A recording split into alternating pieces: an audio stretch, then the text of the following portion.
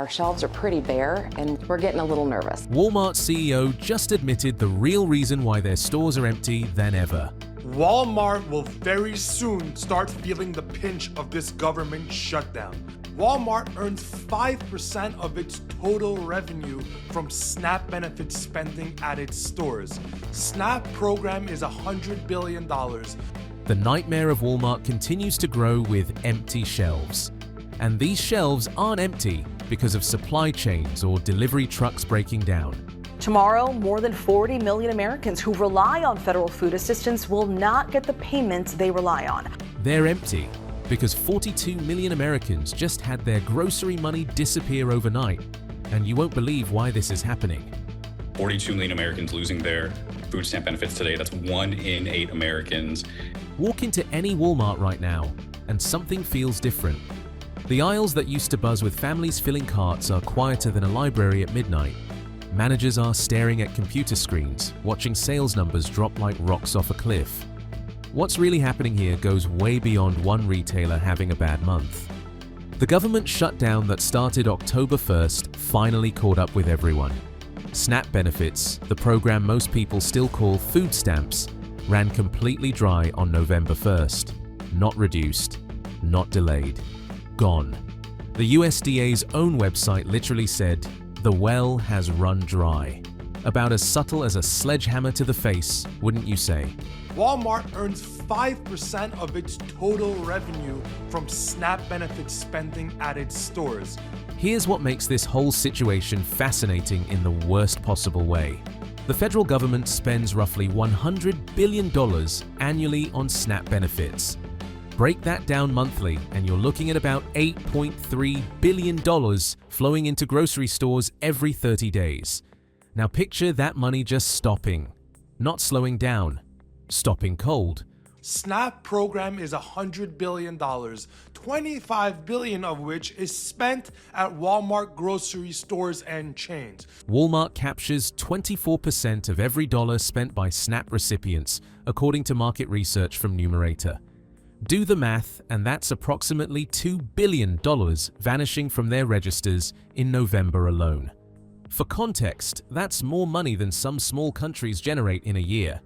And Walmart's not exactly known for having money to burn on their grocery margins. Walmart CEO Doug McMillon said even higher income families are now feeling the pull of low grocery prices. During internal strategy meetings, Walmart's executive team reportedly acknowledged what many suspected, but few wanted to say out loud. The CEO's office had been tracking SNAP benefit patterns for months, knowing that a government shutdown would devastate their sales in specific store locations. According to sources familiar with the discussions, leadership calculated the potential revenue loss weeks in advance. They knew which stores would be hit hardest, which communities would suffer most, and exactly how much money would disappear from their bottom line. The admission came quietly, buried in earnings discussions and investor calls. But the message was clear. No more food stamps means no more customers for a massive chunk of their business. 5% of Walmart's revenue comes from SNAP benefit spending, food stamp assistance spending. 5% of all of Walmart's revenue is that. The retail business operates on something grocery industry folks call razor-thin margins. We're talking pennies on the dollar for most items. When you're selling milk, bread, and eggs, you're not making the kind of profit you'd get from selling designer handbags or electronics. Volume is everything. You sell massive quantities at tiny markups, and that's how the lights stay on. A 5% loss in revenue is literally the difference between Walmart being in the red or being in the black for an entire year. This is not small numbers. Losing 5% of your total revenue in this business isn't like losing 5% anywhere else. It's the difference between showing a profit at year-end or explaining to shareholders why the company went into the red. The executives at Walmart headquarters aren't losing sleep over abstract economic theories. They're watching their entire business model get stress-tested in real time. Roughly 60% of his shoppers use SNAP benefits. Their buying habits is completely different because now they're buying just the things they have to have. They're buying a lot less. But the real story isn't even about Walmart's balance sheet. Walk into any grocery store in neighborhoods where SNAP usage runs high and you'll see what I mean. Store managers at small chains like Happy Foods in Kansas City report that roughly 60% of their customers relied on those benefits. 4 days into November, one store owner had already lost $14,000 in sales compared to the same period in October. These aren't massive corporations with billions in reserve funds. These are family-owned operations where the owner knows most customers by name. When your primary customer base suddenly can't afford to shop at your store, you don't have a sales problem. You have an existential crisis. It hurts the people that are getting the food stamps. It hurts our employees because as business goes down, you got to cut back on hours. The purchasing patterns shifted overnight in ways that would make any business analyst's head spin. Customers who used to buy 3 items now buy 1. People who came in weekly are now stretching it to every 2 weeks. Managers report watching shoppers stand in aisles for 10 minutes trying to decide between buying chicken or buying vegetables because they can't afford both anymore. We are in a food crisis. And the employees, many of them receive SNAP benefits themselves. So now you've got workers showing up to stock shelves while wondering how they're going to feed their own families. Store owners are cutting hours because sales are down, which means those same employees have even less money coming in. It's a downward spiral that feeds on itself. That the charitable food sector is stepping up as quickly as they can, but SNAP is so much larger than what we can make up for in the charitable food sector. Some grocery stores try to help their communities by offering discounts to SNAP recipients. Makes sense, right? Your customers are struggling, so you give them a break on prices to help them get through the crisis. The USDA shut that down faster than you can say government bureaucracy. They sent emails to grocery stores across the country warning them that offering special discounts to SNAP customers violates something called the Equal Treatment Rule. If you're finding this information eye-opening and want to stay updated on what's really happening behind the headlines, hit that subscribe button and turn on notifications. We're tracking this story as it develops. Many of the employees at Walmart, many of them may be members of SNAP benefits. They may have a family member that received some. Now let the facts sink in.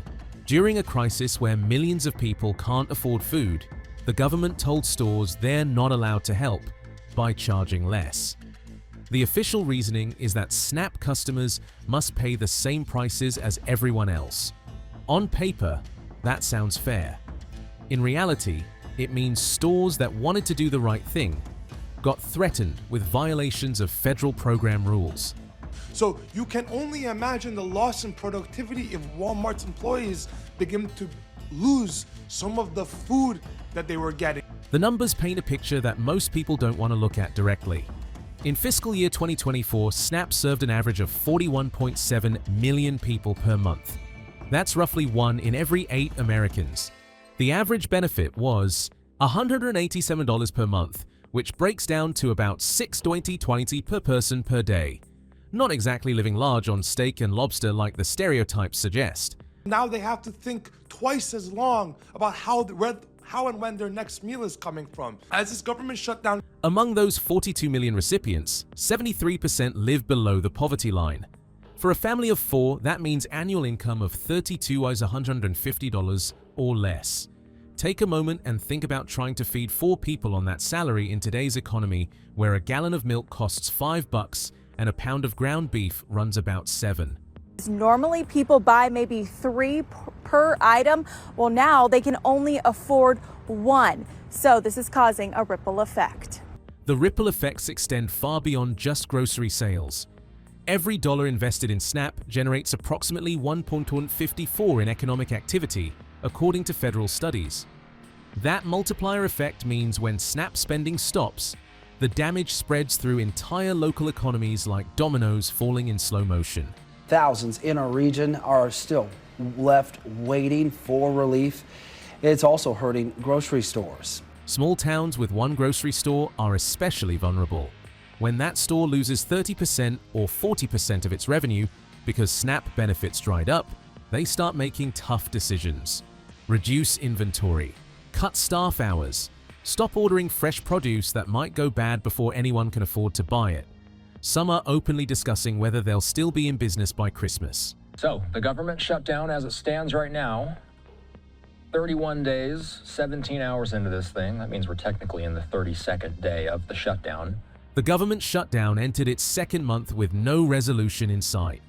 Federal judges ordered the administration to use emergency funds to continue SNAP payments, but those orders got tangled up in appeals courts. Some states tried to step in with their own funding. New York Governor Kathy Hochul allocated $30 million for emergency food relief. Alabama released $2 million to food banks. Connecticut spent $3 million that would stretch about 2 weeks. These state responses are like trying to bail out the Titanic with a bucket. Well-intentioned, but fundamentally insufficient for the scale of the problem. SNAP costs about $8 billion per month nationally. State emergency funds might cover a few days or a week at most before running completely dry. Food banks across the country report demand surging beyond anything they've seen since the early pandemic days. Lines at food distribution centers stretch for blocks. Volunteers work double shifts trying to keep up. Donations are coming in, but not fast enough to match the sudden spike in people who need help. Putting an even bigger strain on them as it's time to buy for the holidays. And normally we would be buying heavy, making a lot of big displays. But you can't, that's the kind of stuff that you buy for the holiday. So if you buy it and they don't have the money, you're stuck. What makes this particularly cruel is the timing. Thanksgiving sits right around the corner. The holiday specifically centered around sharing a meal with family. Millions of households are now making calculations about whether they can afford a turkey this year, whether the kids can have the same Thanksgiving dinner they've had every year of their lives. Theft is an issue. It's higher than what it's historically been, and we've got safety measures, security measures that we put in place by store location. Some predicted chaos at grocery stores on November 1st. Social media filled with claims about looting and riots. Walmart supposedly closed its doors to prevent theft. Those rumors spread like wildfire, even though they turned out to be false. Walmart's official spokesperson confirmed the stores remained open for business as usual. The percentage of U.S. grocery trips paid with SNAP benefits dropped from 6.5% during the pandemic peak to 3.6% in 2025. Those numbers are about to drop even further, but not because fewer people qualify for benefits, because the benefits stopped coming. The difference matters when you're trying to understand whether this represents improving economic conditions or a bureaucratic disaster. They're also talking about increasing security because during hard times they often see more shoplifting, but of course that will cost them more money. Security concerns at stores are escalating. Shoplifting reports are increasing in areas where SNAP usage was highest. Store owners are hiring more security guards, which costs money they don't have because their sales are already down. It's another negative feedback loop where the solution to one problem creates new problems that make the original situation worse. Subscribe, like, and comment. What do you think about Walmart going down for a chance to win a new Apple MacBook?